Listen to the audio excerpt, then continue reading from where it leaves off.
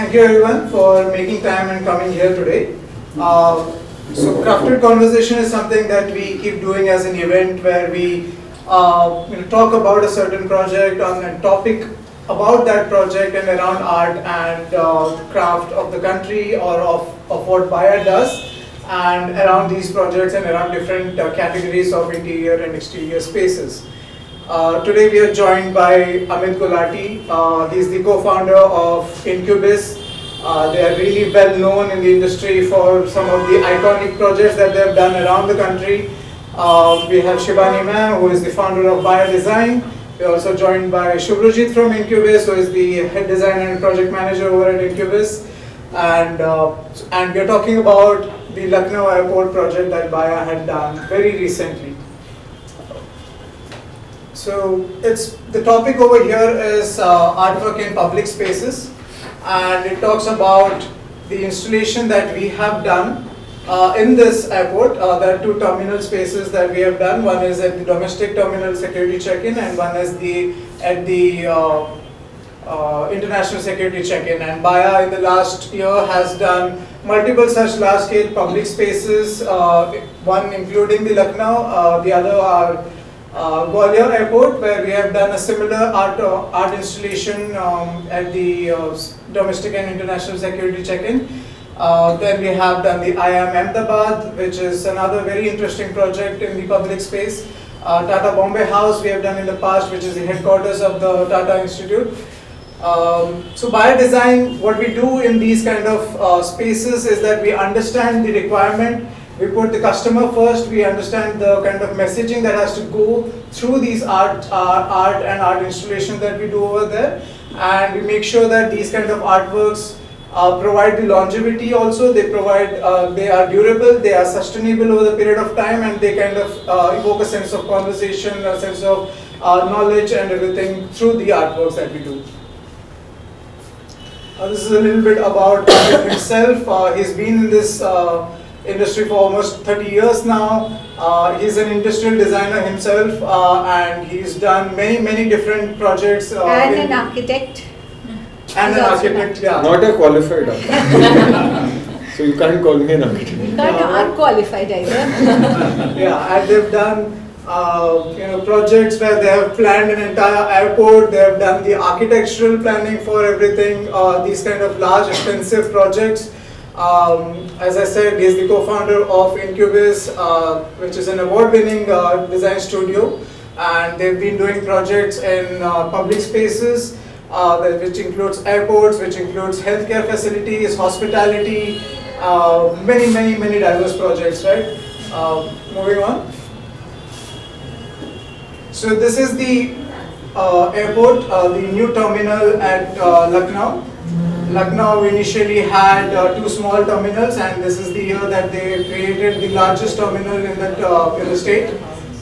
It ferries both domestic and international flights, and especially with Incubis and under their guidance, we have created two large art installations in this terminal. We start with the textile mural. This is at the international security check-in. And it's a dedication to all the important monuments that you see in Uttar Pradesh. It's a vibrant textile mural that tells a story that uses many different handloom textiles of Uttar Pradesh. I'll dive a little bit deeper into the overall design journey and the different techniques that were used in creating this artwork. It was named UP Ki Jhaki, and this is the kind of the mood board or the mind map that was created. We had to go through the selection process of different important historical monuments. We wanted it to look majestic, just like the architectural majesticity of the overall, these monuments that we have selected. We wanted it to be diverse. We wanted to have layers in the execution itself. And it had to have some kind of historic accuracy as well. So this was the initial brief. We had to create an artwork which was roughly 130 feet long, 9 feet tall. This was the intent shared to us by Incubis.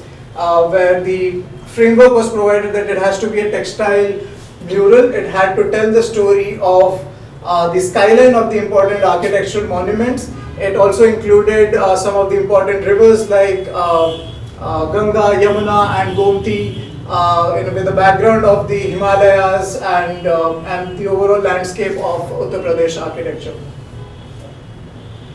So this is the breakdown of all the important monuments that was later on selected. So Baaya with Incubis decided, and with Adani's, Adani Airport being the client over here, we had to take care that all the accuracy, the political terms, everything is correct. So we had to make sure that all these monuments that we are selecting has been, authenticated and approved by everyone. So as you can see, all the different monuments over here, they move from west to east, and in terms of the flow of the monuments in the state. And we have the Yamuna river represented over here, we have the Ganga river over here, there's the Ram Mandir over there, and I think there was Gomti that is running on the backdrop of the Gomti river over here, which starts from the back and then merges over there. So that was the Photoshop version that we had to create to understand the final artwork, and then this is the illustration that was created from that Photoshop render. This is accurate enough to for the artisan to then trace it onto the base and then start working on the embroidery itself. So all these details have been done for execution point of view. So all the details that needs to be replicated in the final artwork, the carving details, the architectural details, the landmass details, everything has been considered while creating this illustration. So this is one step just before the production process. Then came the selection of materials and the different techniques that will be used. So we went through all the different textile handlooms that exist in Uttar Pradesh, all the diversified fabrics that could be sourced from the state. So you have the Banarsi silk, you have the brocade, the Jamdani, the Lucknowi chikankari, the brocades, the Zardosi embroidery, the Khadi cotton and everything.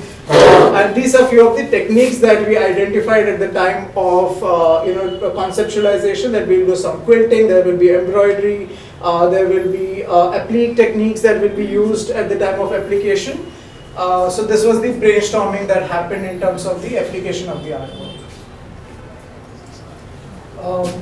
This is the continuation of the application techniques that will be used. So you can see quilting, there is these kind of layered textiles, there is different kind of embroidery over here. We also used French knots.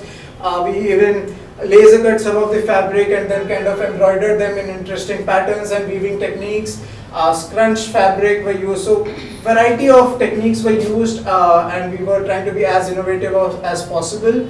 So we go into the making of the, this is the intent that was then decided in terms of the overall look and feel.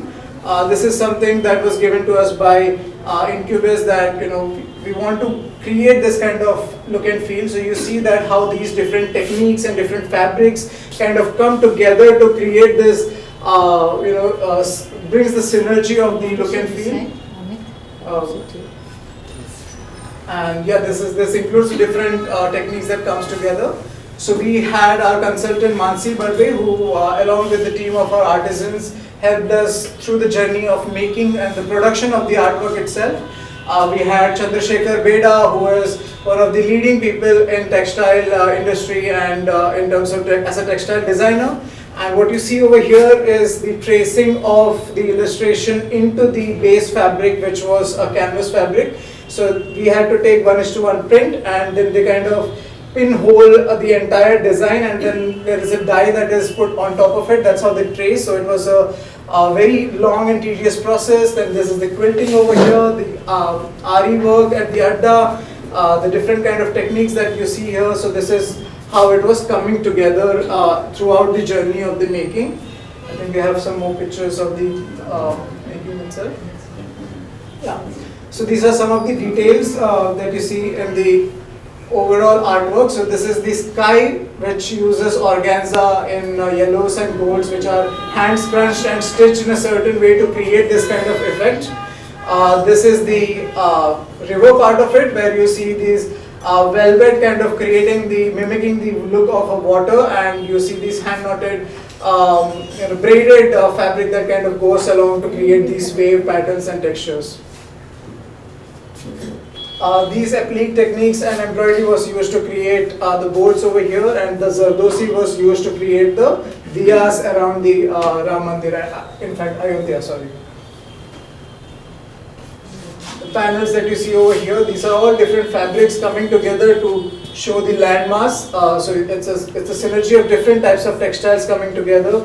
The monuments that you see, so we had an abstract vision of each monument that we want to see. Yeah. This was one of the first mocks. So this is the first mock-up. A lot of other variations went through in the final application. Is there an office where you can just charge? Right? So all the details that you see.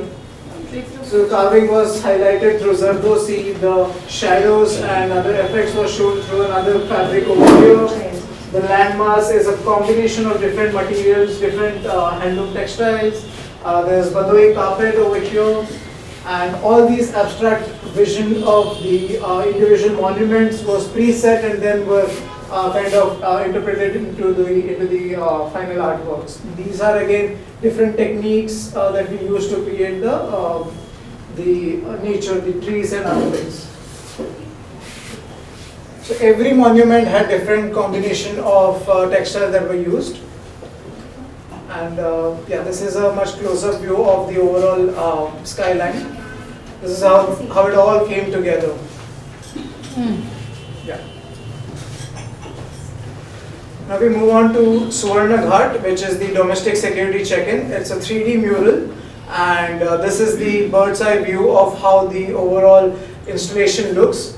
In terms of the scale, this is roughly 210 feet long. Each panel is 13.5 feet by 9 feet tall, and it weighed about a ton each.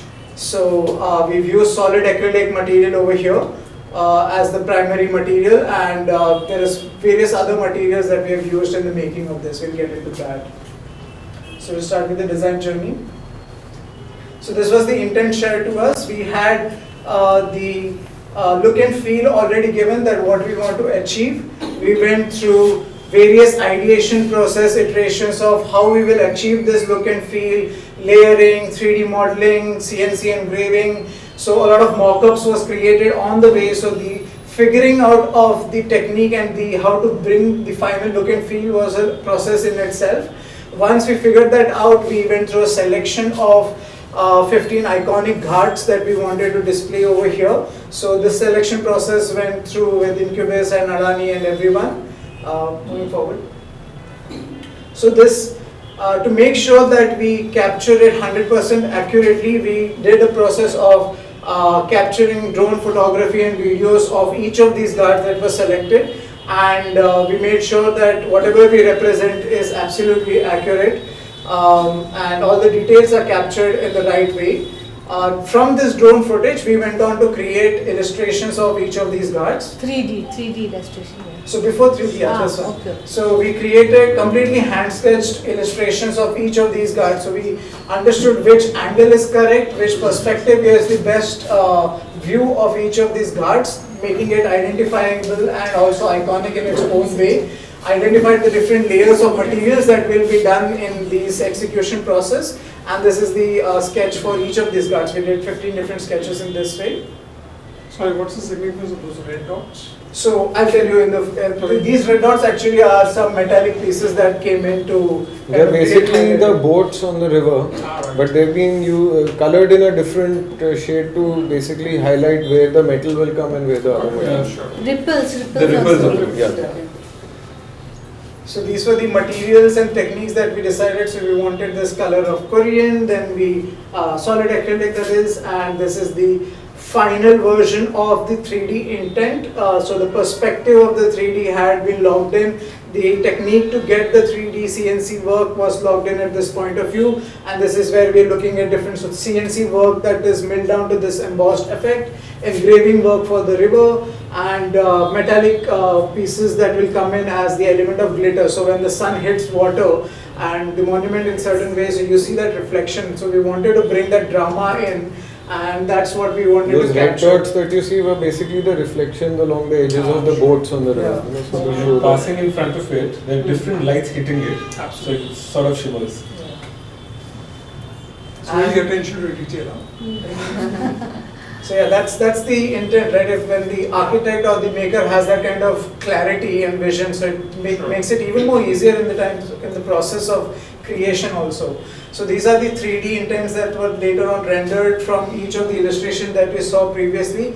So understanding each and every depth and everything, understanding the breakdown of materials, how do we tackle everything. It's about not just the design intent, but the cost, the materials, the application, and how these different materials come together in a way that they don't break down, in a short term of time. These are public places, spaces that will go on for years and years, so that all those technical details had to come together, engineered in a certain way, and that the research and development that happened throughout the process. So this is the ripple sheets that were later on inlaid with the water body to create that drama. This is the intent of CNC work, this is the development process, this is the engraving work of the solid acrylic that all comes together. So this was the mock-up that was created. We've actually kept the mock-up over here. Gold leafing. Gold leafing and everything. So this was when we knew what we exactly wanted, and we are on the right path. Yeah. And this is the finishing and assembly. So it took us about 3 to 4 months to do all the 15 panels. They were all done in pieces. These are massive pieces. There was a lot of wastage also involved in terms of materials. We had to custom make the solid acrylic piece of a certain thickness to kind of CNC mill it down. There were metal pieces over here. The boards are in certain metal pieces to bring that drama again. The ripple sheets have that texture that kind of reflect light in a different way. And these are the gold leaf panels, and the shading that you see is done on the base solid acrylic to create this unique patina look that you see over here. And yeah, as you saw earlier, this is the overall setup coming together, the art installation. So you see these white dots over here. All of these are the metal sheets that were inlaid into the panel. Yeah. So these are some of the learning that the kind of impact that these kind of art installation brings to the people over who use these public spaces. Public spaces is accessed by so many different people, and it brings about a huge impact to the people accessing these kind of space. And the design thinking and the processes that go through creating these art installation was also very crucial in this whole effort. And we came about working with so many different creators and designers through this process, from Incubis to Mansi Badwe to the CNC expert that we worked with, to Chandrasekhar Beda, who came in and gave us inputs at very important stages to kind of give us important advices of materials, how they react over a period of time, how you should kind of consider these materials in a way that they don't shrink or anything. So textiles is very different than a solid acrylic or anything. So different materials, different learnings, different unlearnings in this process, and it was only possible by so many different creators coming together and working in a very collaborative way. So that was one of the biggest learning in creating these art installations. And yeah, I think this is it, right? The presentation. I open up the stage now for us to discuss and talk about it. Thank you.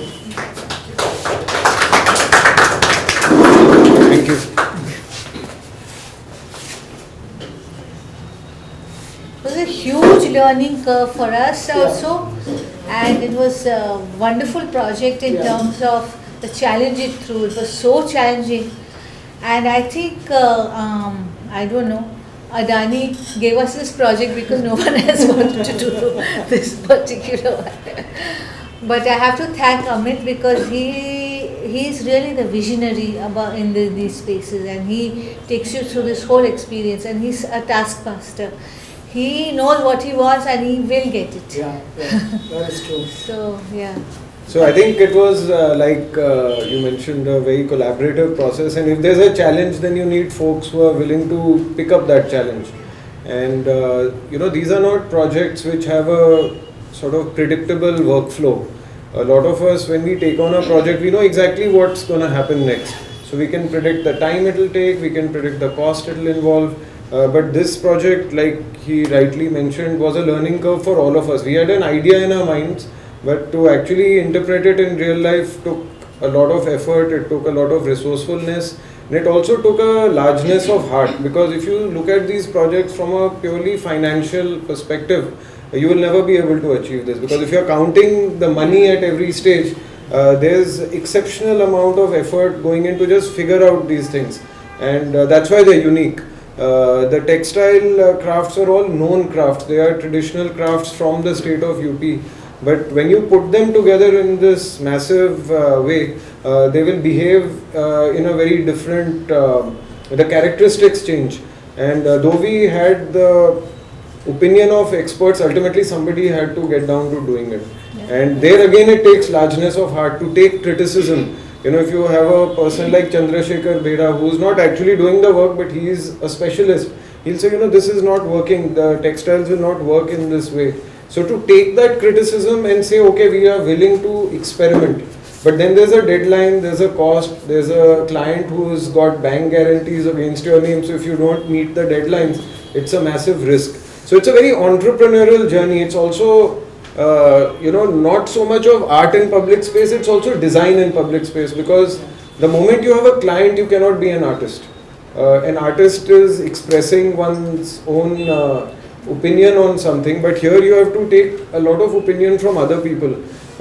You know, you have to also convince other people. We wanted it to be a very secular kind of expression of UP, and if you are familiar with the political environment in UP, to show monuments and historical places which represent multiple faiths, you know, it's very syncretic. To put that in a public space in the UP of today was itself a challenge. But when it's done with a certain degree of sophistication and elegance, then everybody appreciates it. I don't think we had a single word of criticism from the past that you know, this has to be toned down or it needs to represent a political perspective. We didn't have any such interference because it's a public-private project. But I think this is again a validation of design. That if you do things in an elegant, sophisticated, well-crafted way, then even if people have their own agenda, they will welcome this sort of initiative. And I think the credit should go to the belief that teamwork can deliver something at this scale. Absolutely. I was just going to ask the same thing to you. You know, how was the bureaucracy there, or the... You know, when you are doing something of this scale, there are a lot of people who can have opinions. Right. But like I said, if you bring in communities, Right. you say it represents multiple communities of Uttar Pradesh. It also represents, I would say, a reasonably authentic narrative of what history has happened through those lands and rivers. Right. Then I think people respect you for taking that stance. We were also kind of taking a chance on that because the unveiling happened very suddenly, but you know, the political folks, they come in and snoop and see what's going on at that scale. But I don't think anybody came in and said that, you know, this needs to be done in a different way. I think a lot of it also went into the detail that was going into it, and you know, I think people don't like to mess around if work is being done well. You know, if you're doing something with love, you're doing something with care, I think they don't want to stop you from doing it well. So I think that was the other learning. And you know, Baaya also stands for a lot of crafts and bringing in communities. What we learned was that craft also has to be seen in a very flexible way. We were initially a little skeptical about using materials like solid acrylic. You know, it's the same material used for kitchen counters. And CNC machines are basically used for industrial high-tech processes. But when we actually got down to doing it, there was so much of craft involved, even in using computers to achieve what we wanted. The people who did the drawings, the architects who actually made the base drawings, that drone footage was only raw data. It had to be translated into these are drawings, and somebody had to first hand draw it, accurate, the architectural nuance had to be there. And then to translate it in a way that a machine which is totally inanimate, has no sensory component, is going to replicate it with the same kind of spontaneity almost. So that took a lot of work to make a machine behave spontaneously. But that didn't end there. If you remember what Abhishek was saying, there was a lot of patination, all this metal and gold leaf intervention, they were all done by hand. And they had to be done many times. And again, a lot of credit goes to the craftspeople who showed immense patience, because it was easy for people like us to come in and say, it's not looking right, our intent was that it should have a little more texture. Sometimes it was difficult for us to even express what we wanted, so we had to do a little bit ourselves. But they were just so amazing. They went ahead, and again, largeness of heart. Some random guys coming in, just flying down and telling you what to do, and these are people who do this for a living. And they are happy to collaborate and do it. I think we must respect the largeness of heart of our these craftspeople. people from across UP or? The solid acrylic was in Bombay, but I would say the content is from UP. Right. But the textile work is largely craftsmen Yeah, and textiles from workers. UP. Again, these are people who do embroidery for a living, and a product designer is coming and telling them how to do embroidery. No, don't do it like this, layer the fabric like this. Yeah. Everybody is an expert in the room, and here are the pros who can do embroidery. Textile, this Yeah. grungy and all that. Yeah. So I think for me it was a lot of learning about what's possible with textile, not being a textile designer professionally. But I think ultimately it all boils down to a lot of respect for the skills that people have in our country, and the generosity, the time they give to learn something even though they are professionals. Sometimes if somebody comes from outside and tells us how to do our jobs, we're just going to throw a fit and say like, who are you to tell me what to do? But these are people who are far more skilled than any of us, listening to us and willing to try out stuff. I think that was very impressive. The collaboration goes way Very down the humbling line, also, yeah. I would say. Because another thing I wanted to understand is that, there are some of us here who are going through this journey, what you're telling us. Is that available for public to know how the design process happened for this entire We'll be project? publishing a few things. Yeah. I mean, this conversation is making it public. Public, Yeah. yeah. And the recordings of this will. Yeah, so there's something has to be for people to know how the entire thing happens. You go and see a mural and you go and see a installation at the airports. Yeah. You say, okay, it's nice, but what goes behind it? Yeah. Unless people. So I think there are 2-3 aspects to your question which I would like to answer. One is that airports are very large pieces of public infrastructure, and the role that we play as designers and architects who intervene is to understand airports from a passenger's perspective. There are people who are seeing it from a structural perspective, there are people who are seeing it from a engineering perspective, there are people who are seeing it from a civil engineering and construction execution perspective. We bring in the passenger's perspective. We have the eyes, ears and the sensory aspects of the end users, and that journey a passenger will potentially take through a building which is not yet complete is something we got to visualize. So that is again, having empathy for what is the passenger's state of mind. Where are they anxious? Where are they needing to be moved in a faster way so that they reach their gates?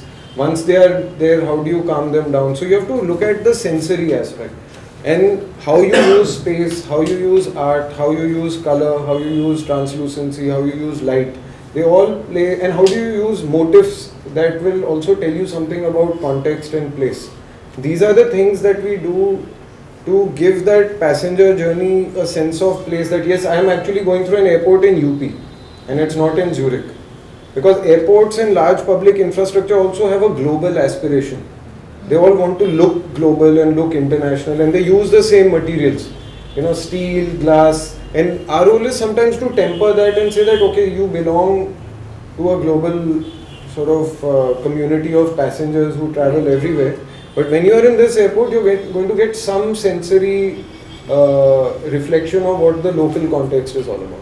That makes sense because you have so many international. So it's not that it came out of a hat. It went through a journey of discovering what are the moments where passengers can see something new, where can they reflect, and where can they absorb messages around what the context is. And probably we would have run through almost 100 ideas before we selected 10-15 interventions. So whether it's the skylights, whether it is the check-in counters, whether it's the... All of these things play a huge role in defining what's going to happen where. Right. So just to And- build on that, Yeah. any project starts with a brief. Right now, I have been involved in, let's say, a lot of factory projects which are more black and white, right? You know what you want. Yes. But in something like this, which is abstract, what's the starting point? I mean, what is the brief that You know, have? interestingly, we also design factories sometimes, Okay. and we follow the same process. In a factory also, if you are a design consultant, you have to see what is the ultimate goal. And the ultimate goal could be efficiency of producing some widget. You know, maybe the factory is making something like, say, maybe a spanner, and there is an efficient process that will deliver it at the end of the production line. But are people comfortable when they work there? Is there enough light to do a good job? Okay. Are there tools that are going to ensure quality available in the design of the space? Those are our concerns. So when we bring in an industrial design or a design lens to a factory, we bring in the same concerns that we will bring to an airport. They're no different. This one more abstract, right? That's more. So what was the you can brief put it like? down, yeah. So again, I think Shubhrajit is here. He's a part of the team which worked on this. I think the brief was pretty much co-created with the client, Okay. and I mean, I think we must give a lot of credit to the client to give folks like us a free hand.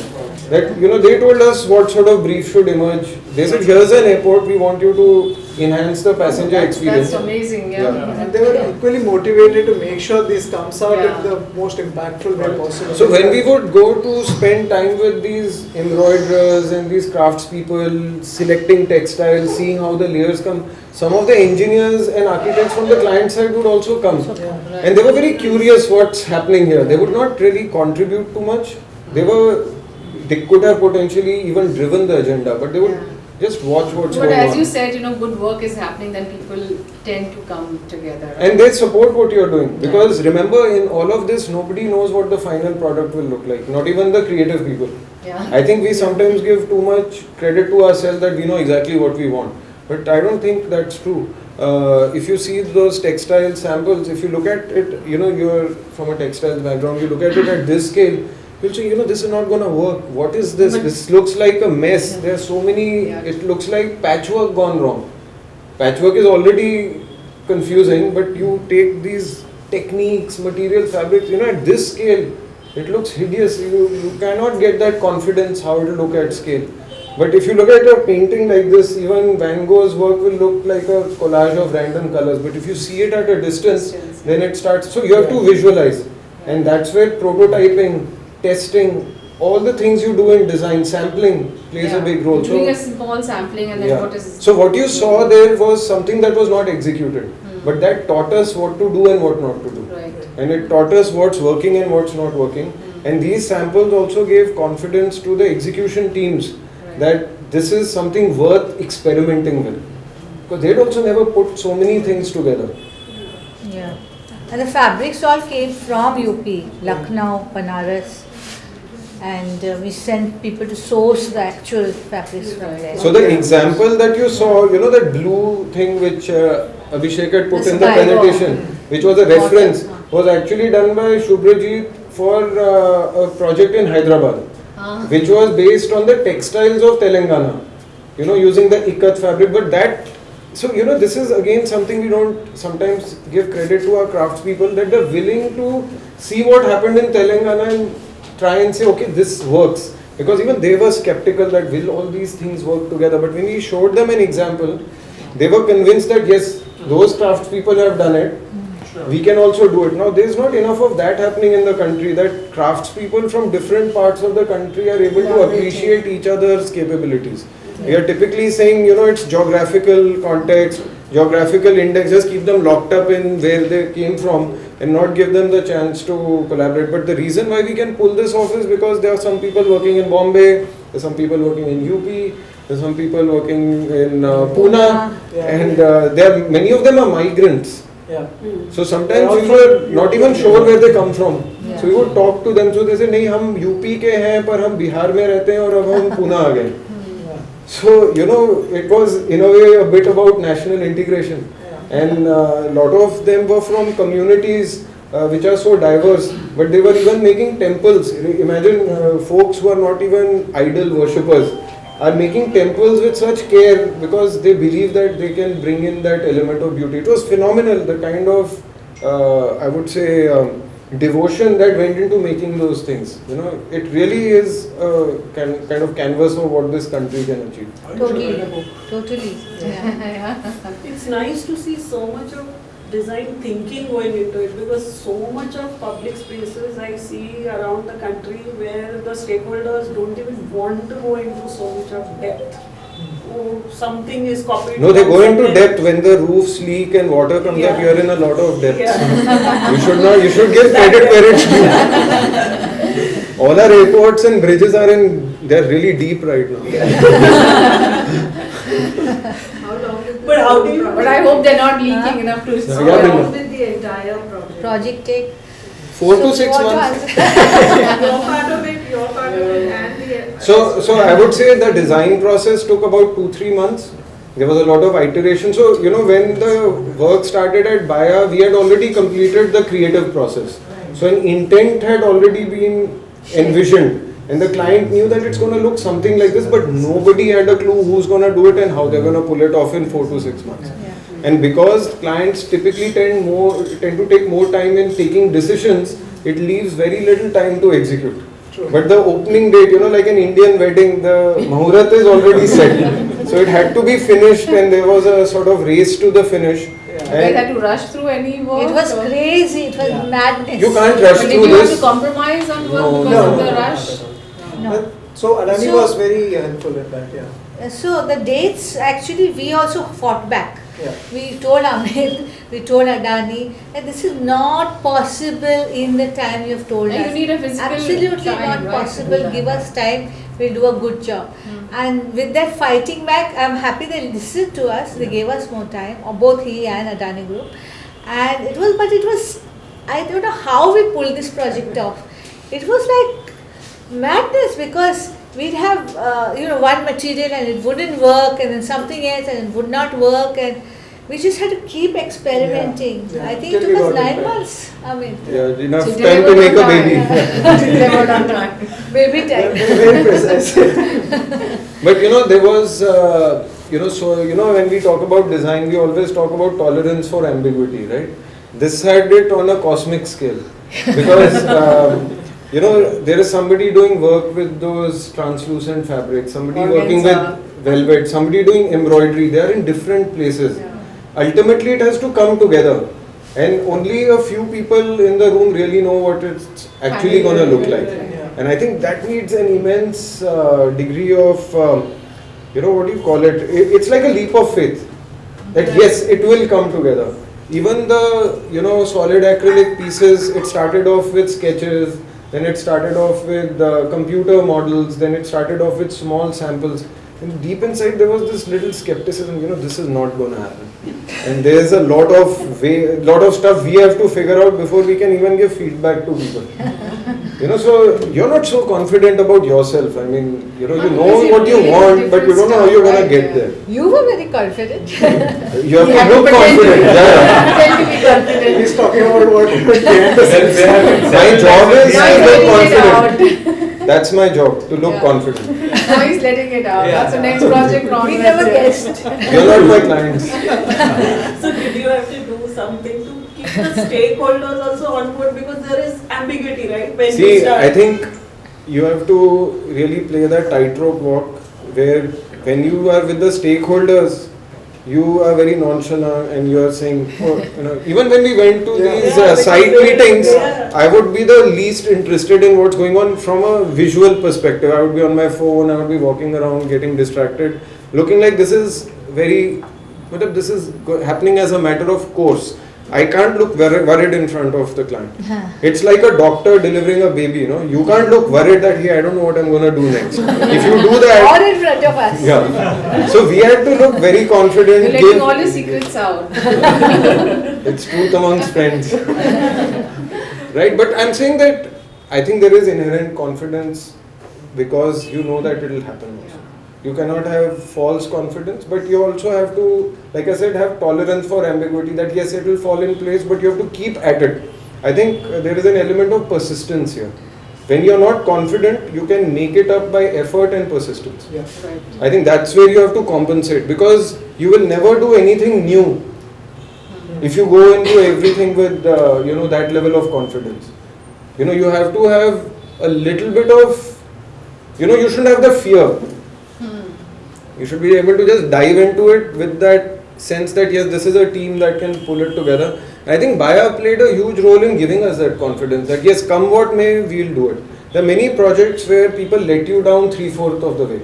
And I can tell you that there are many, this is again, something that you can say amongst friends, that for every project that is successful, there is another that is unsuccessful. And I think architects, creative people know that.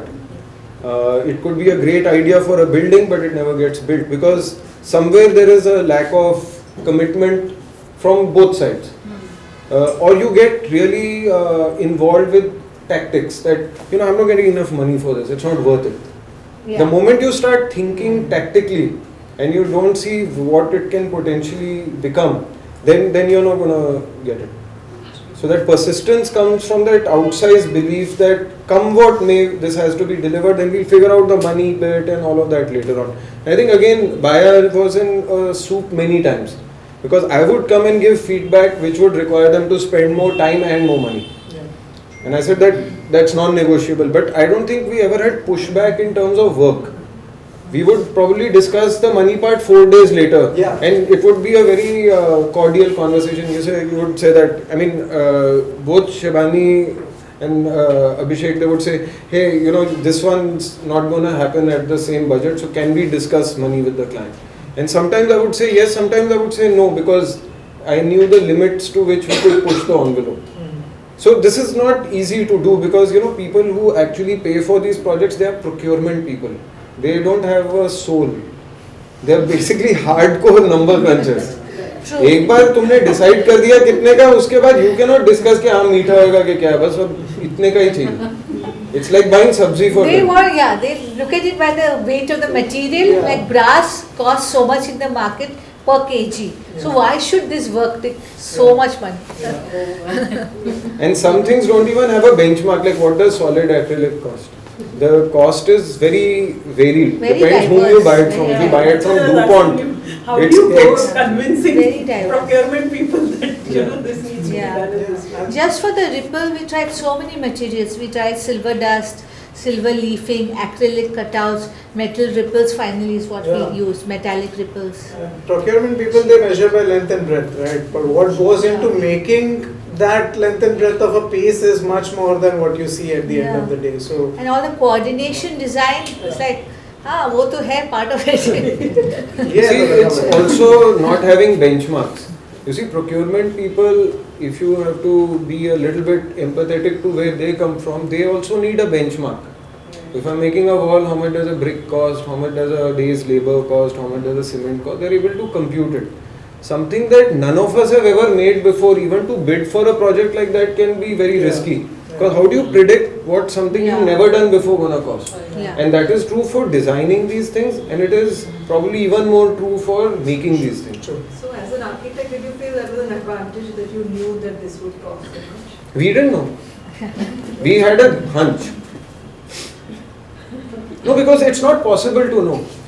We are telling them to get fabrics from the most exotic and skilled craftspeople dispersed all over UP. They were not able to find a place in UP where this could come together. Yeah.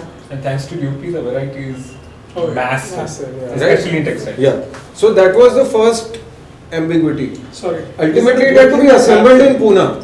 Good. More the variety, more to use, More more the to discover. options, more the complexity, Shubhro, why more don't the issues, you right? sit there? Yeah, come here. I think Come sit here. Come Come. So I Yeah. need this angle. Acha, hi, good.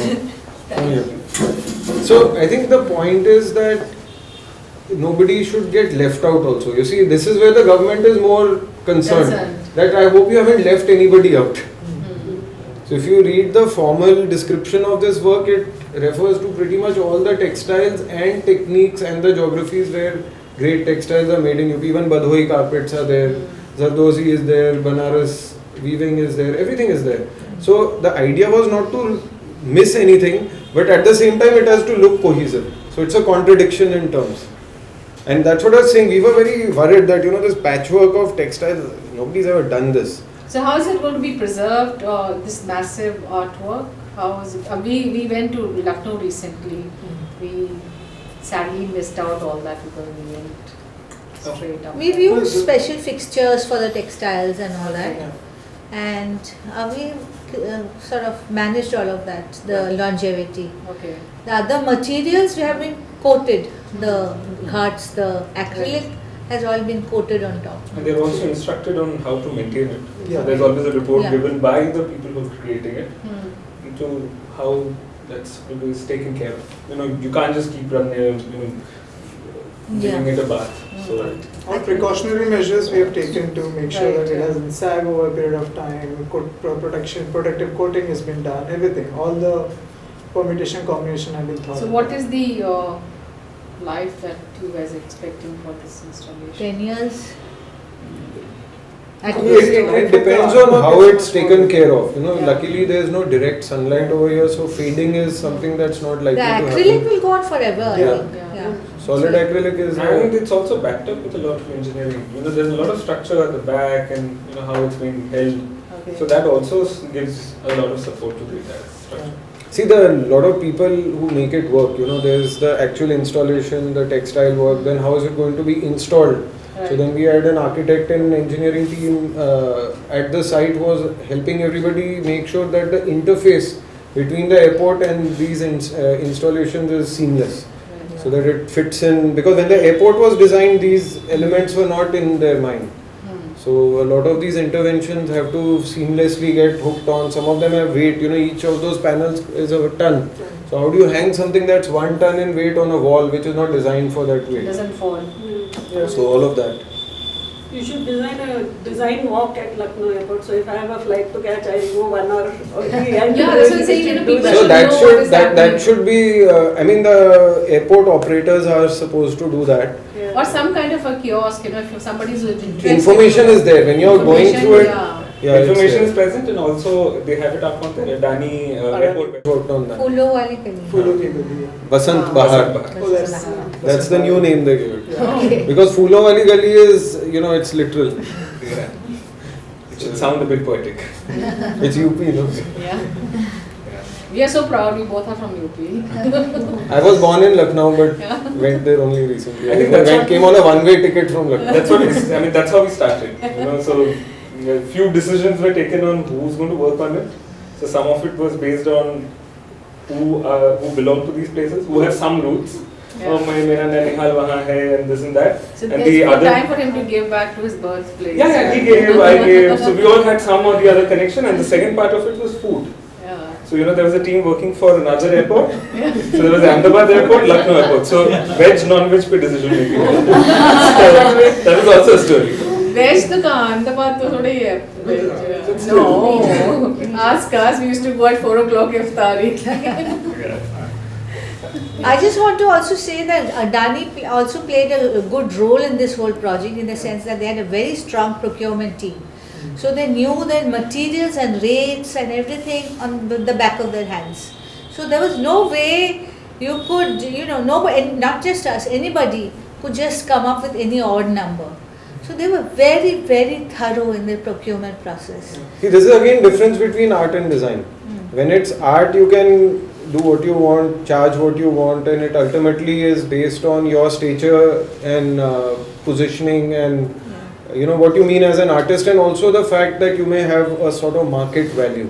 That's how the art industry works. It's based on the promise of future returns, and also if you really like it or you associate with a certain artist's vision, you kind of pay the earth for it.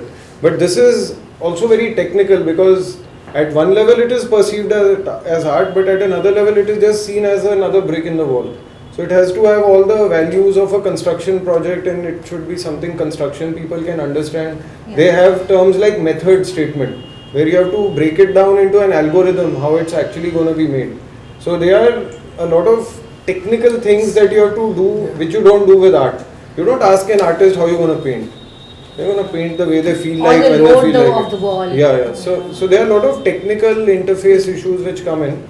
So So design should actually have a course to tell the existing designers and coming up designer to understand this is art, but you are going into the world as designers, right? yeah, absolutely, absolutely. Because most of us actually mistake ourselves as artists and then See, don't everybody really has to realize wear the different designer. hats. As a team, we also do a lot of curation of artworks for large public spaces and even for private collections.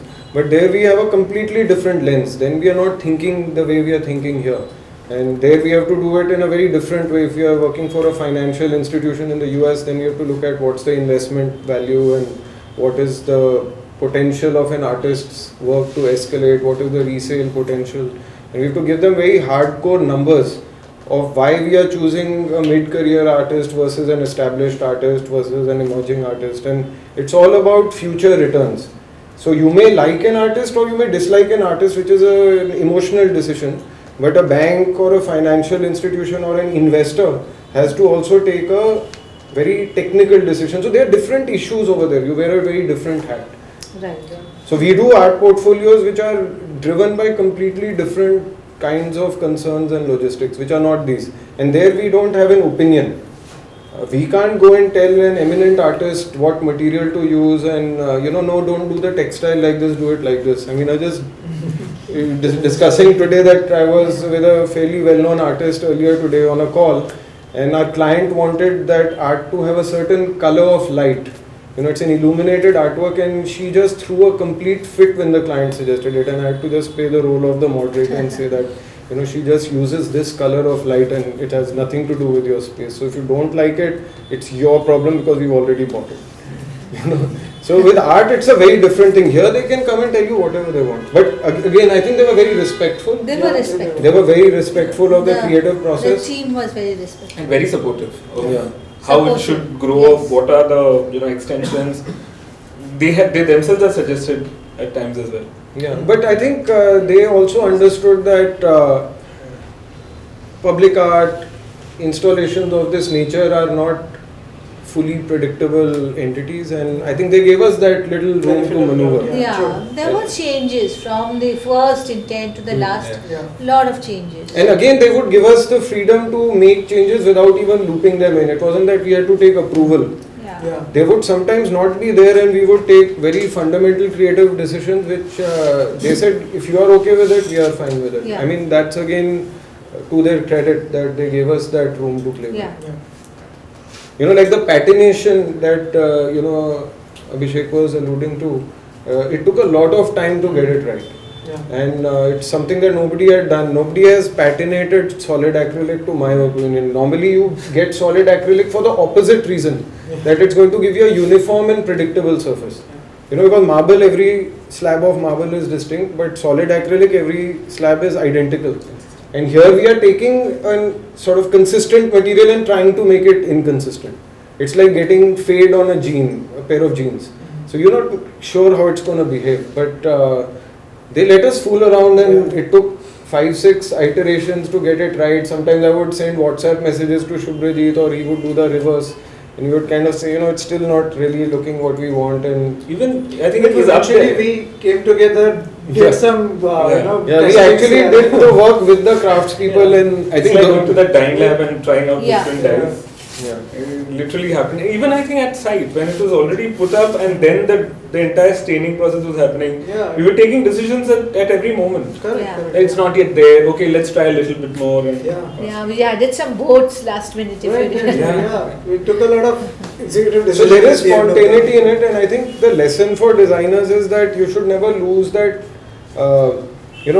the ability to sketch, the ability to do things with your hands, and even if it is sort of having a base of computer-based modeling, ultimately you will still have to intervene with your hand and bring in a little bit of that Yeah. actual creative skill.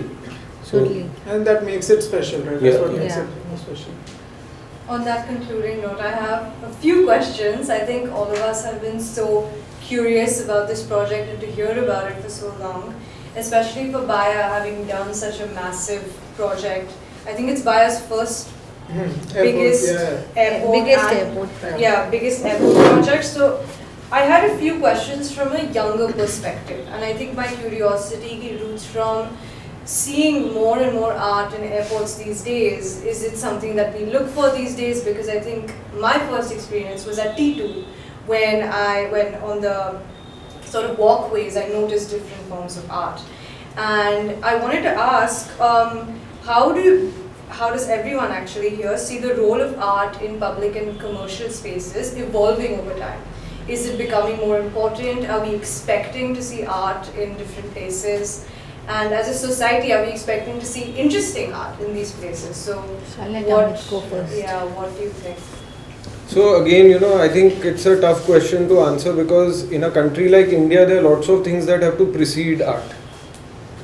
So in a scenario where our infrastructure is so broken, even now we are reading about those, deep bridges and falling airports. I think there's a lot of ground that we have to cover on the fundamentals. And art is something that is sort of you do when you have reached a certain stature. So it's how you sequence it. When you are struggling with the basics, where does art come in? But I think at another level, I also believe that art is in a way that gives people a vision that there's something beyond our current existence. Why does somebody who live in a really has a hard scrabble existence in a small home go and see a movie? Why do they spend that money? They could buy some more food. It's because we all have this yearning to be something better than ourselves, to experience something that we don't understand, to have a larger than life experience. And I think art and installations of these sorts in public spaces give people a sense that they are worth it. That this is still an airport where you have to spend at least a minimum of 2,000-3,000 rupees to buy a ticket to get in. But if we were to hypothetically do it on a public road and do something that is a little more sophisticated than the kind of public art we have right now, I think people will feel special that I'm worth it. I have not paid for this experience, but I'm seeing something that somewhere I don't understand, but somewhere I like. And I think if we do more of this, if people like us contribute to public spaces in that way, I think overall understanding of design, art, aesthetics, proportions, things that we lack as a culture now. I mean, historically probably we didn't have that problem, but if you see our textiles, that we are far more sophisticated than what we claim to be. But I think right now we've somewhere lost that aesthetic sensibility. Yeah. And I was on a call with one of India's largest furniture manufacturers yesterday with the owner, and she was saying, where do we start? I said, the first thing you guys need to do is teach people what is elegance, what is good furniture before you can go back and sell them something, because right now they don't even know the difference between good and bad, so they'll buy any shit you give them. I just think art connects you to yourself, your identity in many ways, especially local art, local things. When you go to a place, you're constantly looking for meaning in that space, How does it tie up with the local motives, the local influences, the local food, the local thinking? And you find those things in the art, the art speaks to you and it gives you those context of a place. So I think that public spaces having art is a great thing. I think all large institutions, all large public areas should have art and must be bringing in that touch of, I would call it the touch of a soul actually. It brings in the soul of a place, because when you see art, good art, not bad art, but when you see good art, you actually, it takes you to a different soulful level. I feel that you feel at peace with that place, you feel calm, you feel good about that place. So to me, I think it's a must have. Of course, I think the mentality of people as to how to appreciate good art, what is good design, and to pay for that good art is very important. We haven't reached there as a country. See, there's one small thing I'll add, and I think some of you might be thinking about it, but I'll say it, is the whole notion of abstraction. What I personally struggle with is, where does illustration stop and art begin? Where does illustration stop and expression begin? Yeah. And that really, that notion of abstraction is very important. We are in a culture where there is a lot of abstraction in our conversations, in our thinking, but we don't recognize abstraction. If you look at Indian craft traditional craft, it is very illustrative. You look at Varli, you look at Madhubani, it's all very illustration based, you know, you can recognize what it is, and in a way it lacks that ability to go into that higher plane of interpretation, that I don't know what it looks like, but I'm going to start thinking about it, I'm going to start wondering why somebody did it. So interpreted art that you can interpret or have multiple interpretations is also something that public spaces in India are not fully ready for. Whether you like it or not, you still have to make it obvious, and that is a challenge, because a lot of great art is not illustrative at all. If you see the kind of work Anish Kapoor does, you know, you can interpret it in a multitude of ways, and Indians, when they go to Chicago, they love the bean, but if you were to hypothetically do it in India, people will keep giving it all sorts of meanings. Or is it art just pretty unapproachable for a common public? It's like, you know, we can see all this, whether we go to a museum which is curated in a certain way, our large public is not as, doesn't probably feel confident, or we are doing the airports, I don't know why we are not doing the railway stations or some other public places, right? So there's a disconnect, only a certain people can afford and appreciate art. See, not true, fully correct. I don't fully agree, because if you see where does Varli art come from? Yeah, I mean, it's from a tribal. It's from a rural tribal situation where they celebrate their existence by creating something beautiful.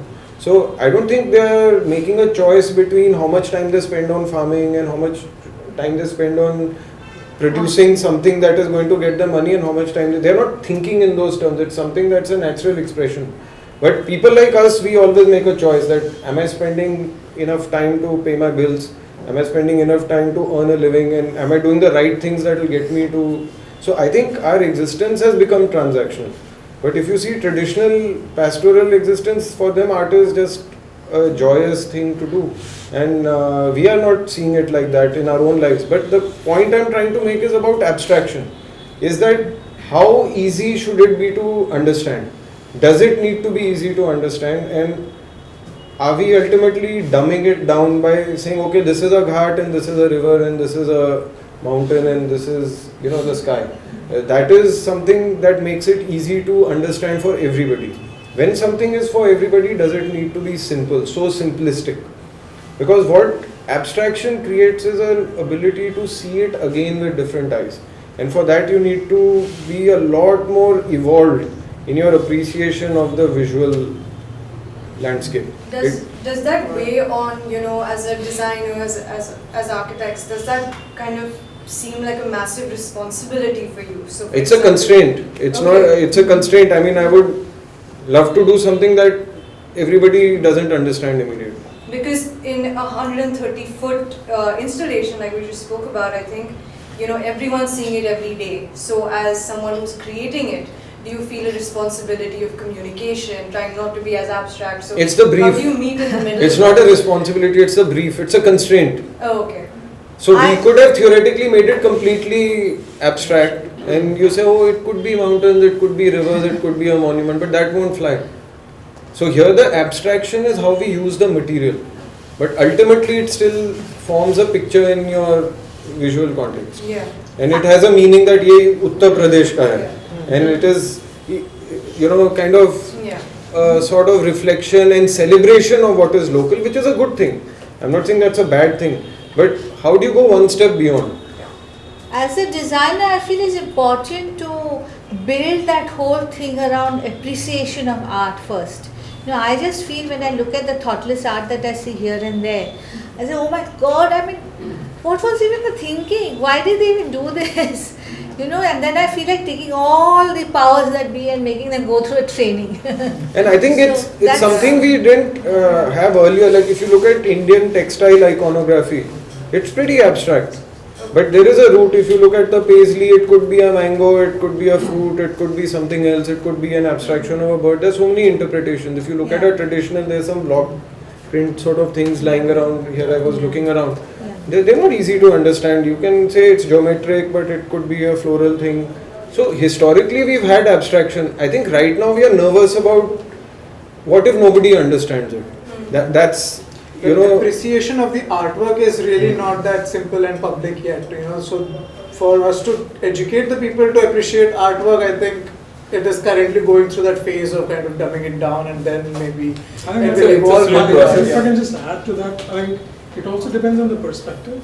So there's one which is, let's say, a designer's perspective on what you want to convey, but then there's also a perspective that, let's say, a common man has, the artisan has. Like you said, the mural had a lot of these things from different areas, Badohi art, etc., etc. So looking from an artisanal perspective, okay, I'm curating this is going to be preserved, people are going to see this, it's educational as well. yeah. Right, so I think there are multiple ways of looking at this. For me, if I'm an artisan, it's a great way to say that, okay, my art is curated, people are going to see this, it's not going to be lost, which is one of the big challenges that we see in today's day and age, where the Indian ancient art is getting lost. So I think it's a great opportunity that you guys have kind of tried to bring it all together, to say, okay, we're preserving the art form that India has. So I think that's another big thing that I think we should not lose Absolutely. as we go forward. Yeah, but I think we should still be critical of everything we do. This is not the But at the end same of the time, journey. I probably have a different perspective. Not completely. It's great to like how you are doing at Baaya, creating products which is based on a traditional craft, but has a very modern view. But at the same time, is it okay that we lose out on what has been traditional craft? Like suppose say talking about Zardozi. I become so abstract in terms of design that I lose out on the basic textile, right? So somewhere that makes me a little nervous as a designer, as a textile, coming from a textile person. So I see, I'll give an example. Yeah. Pechani sari from Pune, right? Or Malayali sari in Kerala, that Kasav sari. Now when I go to Kerala, I ask for a Kasav sari, I actually have to struggle because they have come up with creating so much on it, whether it's a machine embroidery, hand embroidery, this and that. I'm looking for a simple Kasav sari, or I'm looking for a traditional Pechani. Yeah. There's so much, you have integrated something probably from Kashmir embroidery or whatever. I want to buy Kashida of Kashmir, I want to buy Pechani of Pune. So somewhere that is also being lost, right? So I have a going view for a on textile that. in, say, block printing, right? It's completely being lost because of Surat is producing stuff like that. So that's why probably when we say GI is important. So my view is that for a too long a time the artisans have been put into a mold, into a khacha, into a cage. कि तुम ऐसे ही करो, ऐसे ही बनाओ, ये हमारा tradition है, आप ऐसे नहीं बनाओगे तो सब कुछ बदल जाएगा. Now, while yes, it is important to preserve it, and I do think that elements of the traditional art, etc., have to be there in museums, in special places, but an artisan, like any artist, should have the freedom to experiment and move, just like we want freedom. We should give them also the freedom to be able to experiment, move beyond the boundaries of where they operate from. Number one. Number two, crafts is a livelihood industry. At the end of the day, if they don't get the money, they don't get the income that they can generate from this, the craft itself will die out. So to me, it is not a choice. You have to move with the times. In earlier times, the kings and the artisans were together, so they were exposed to what the king wanted and did according to that time. But times have changed, and the exposure that they need, they don't have. So I strongly feel that they should be liberated from this khacha of traditionalism. ये ऐसे बनाओ, यही ठीक है, यही. Yes, it is important. There is a GI tag, and it has its own place. But at the same time, why restrict them? Why not open up the floodgates of innovation? I think it's to do with realization of the context. The context then is what they have been creating. There is a major gap right now, and I think a job of especially craft enthusiasts or craft designers is to bridge that context. Somewhere, where we realize what's the need of this market, and just giving them that you know, even if we are able to introduce that perspective to them, sometimes they are able to work further on it. So, you know, even without losing the core of the technique, we might just be able to get a lot more, and people are doing wonders with that. Yeah. So Sachi, you want to wrap it up? Yeah, thank you so much everyone, and thank you Amit and Shumbhar for coming all the way from Delhi and, you know, sharing this space with us, this conversation space with us. I think it's always nice to, you know, every project that Baaya works on, we just encounter so many different sort of, every project is an adventure, I think. And Yeah. we've been very grateful to have worked with such amazing architects and designers and people more so. So thank you everyone for also coming to Crafted Conversations. And yeah, we will now, there are some refreshments at the back. And again, thank you once again. Please have, there's some refreshments, don't go without eating something. Yeah. And there's still some drinks, right? Yeah. So please feel free to. Yeah. Thank you so much. Thank you. Thank you.